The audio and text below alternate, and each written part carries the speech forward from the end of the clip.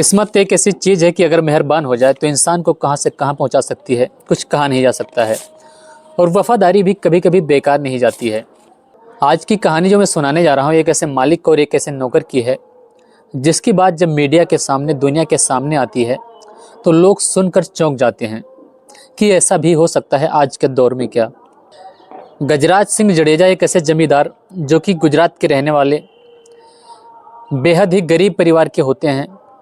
पहले तो काफ़ी मेहनती होते हैं, काफ़ी मेहनत मजदूरी करते हैं, मेहनत कर कर के पैसे इकट्ठा करते हैं। इसके बाद जो है कुछ ज़मीन खरीदते हैं, ज़मीन खरीद कर जो है उस पर खेती करते हैं। और खेती ऐसे करते हैं कि धीरे धीरे जो उनकी फसल होती है उसको बेच बेच कर वह और भी ज़मीन खरीद लेते हैं।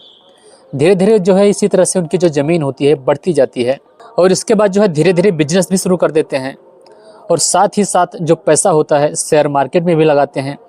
इसी तरह जो उनकी प्रॉपर्टी होती है 1990 के आते आते काफ़ी बढ़ जाती है। वह रईसों में जो है गिने जाने लगते हैं। अब धीरे धीरे संपत्ति इतनी हो जाती है उनके पास कि राजकोट में ही वह एक बड़ी सी हवेली खरीद लेते हैं। और जब वह हवेली खरीदते हैं तो वहाँ अकेले ही रह रहे होते हैं। अब हवेली में जो है देखभाल करने के लिए एक नौकर की भी ज़रूरत होती है। वह नौकर की जो है तलाश में थे। इसी बीच एक लड़का जिसका नाम कनक होता है, राजकोट से ही थोड़ी दूर पर एक गांव में रहा करता था। वहाँ से जो है काम की तलाश में, नौकरी की तलाश में राजकोट आया था। एक दिन उसे पता चलता है कि इस हवेली में जो है नौकर की ज़रूरत है। तो वह जाकर गजराज सिंह से मिलता है। गजराज सिंह से उसकी बातचीत होती है और जब बातचीत होती है तो बात बन जाती है। उसे नौकरी पर रख लेते हैं। वह उसी में रहने लगता है। रहते रहते कई साल बीत जाते हैं। इसी दौरान जो कनक होता है, जो नौकर होता है, उसका नाम कनक होता है। कनक जो है अपने गांव भी जाने लगता है बीच बीच में छोड़ छोड़ कर, क्योंकि वहाँ पर उसके बीवी बच्चे, 3 बच्चे, उसके बीवी, साथ ही जो खेती वगैरह होती है वहाँ पर फसल काटने को जब होता है तब भी जाया करता था। अब जो गजराज सिंह होता है यानी मालिक होता है, उससे कहता है कि एक काम करो, तुम जो है अपने बच्चों को और अपनी बीवी को यहीं पर ले आओ। जब गजराज सिंह ऐसा कहता है तो जो कनक है उनका नौकर अपने बीवी बच्चों को जो है वहाँ से लेकर चला आता है और यहीं पर जो है एक कमरा मिल जाता है उसे, उसी में रहने लगता है।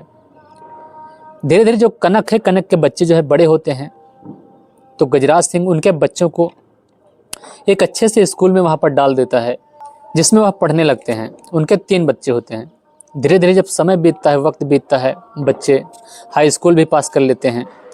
इन्हीं में से 3 में से एक बच्चा जो होता है, एक लड़का जो होता है, इसको गजराज सिंह अपने पैसे से जो है विदेश भेजते हैं पढ़ाई करने के लिए, यानी इंग्लैंड भेज देते हैं।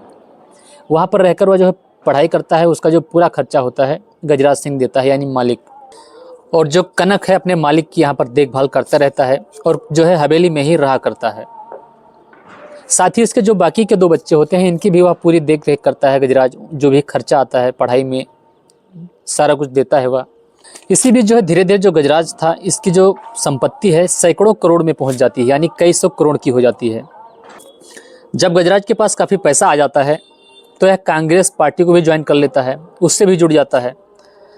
लेकिन उसमें वह काम करता है समाज के लिए, समाज की सेवा के लिए। उससे जो भी उसे पैसा मिलता था सिर्फ ईमानदारी के पैसे वह लिया करता था। और इसी तरह से जो पैसे होते हैं, कई जगह वह एफडी कराता है, कई जगह जो है शेयर मार्केट में भी डालता है, जगह जगह जो है प्रॉपर्टी खरीदता है, ज़मीन खरीदता है।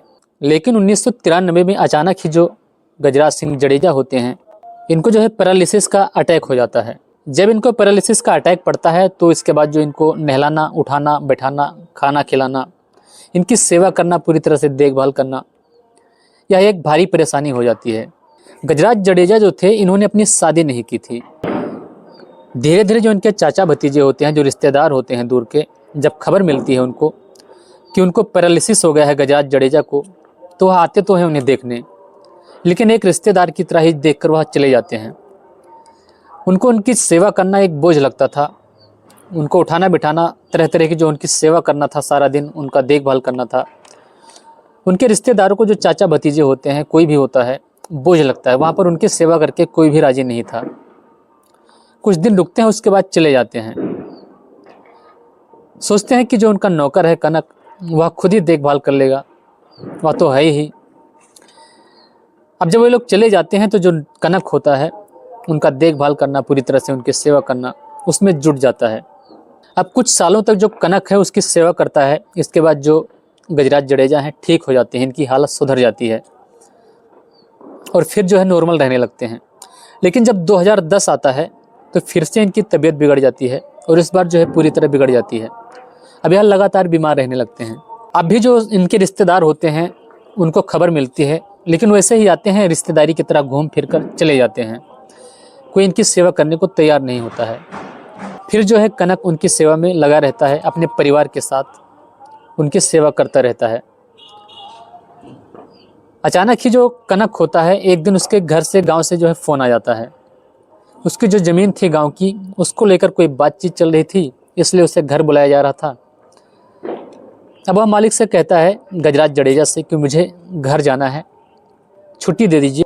लेकिन जो मालिक होते हैं कहते हैं कि देखो मेरी तबीयत ख़राब है और तुम घर मत जाओ।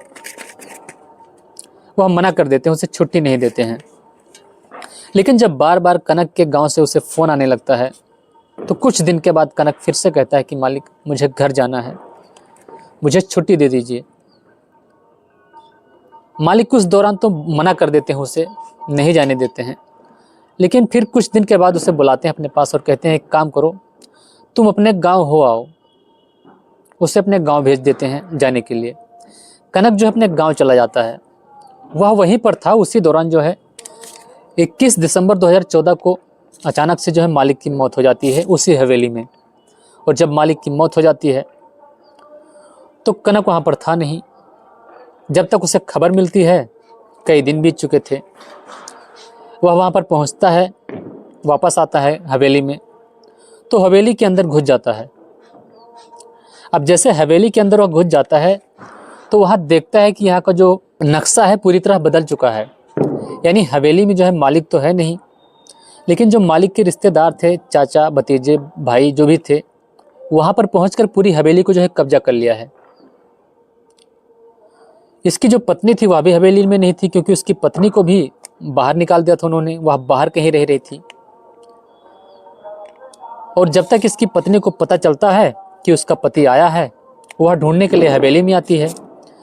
हवेली में आती है तो पूछती है उनसे, जो उनके गजराज सिंह के रिश्तेदार थे, कि मेरा पति आया था, कहाँ पर है?